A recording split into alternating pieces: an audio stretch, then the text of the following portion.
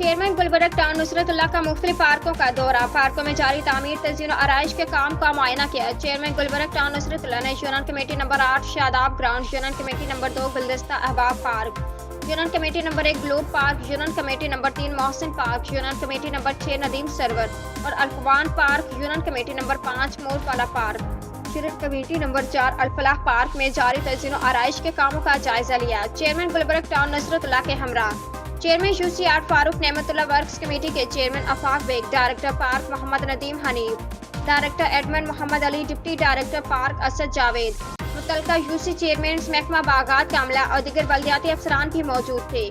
इस मौके पर चेयरमैन गुलबर्ग टाउन नुसरतुल्लाह ने कहा कि गुलबर्ग टाउन को सरसब्ज और शादाब बनाने के लिए टाउन के पार्क्स को असर नो बहाल किया जा रहा है।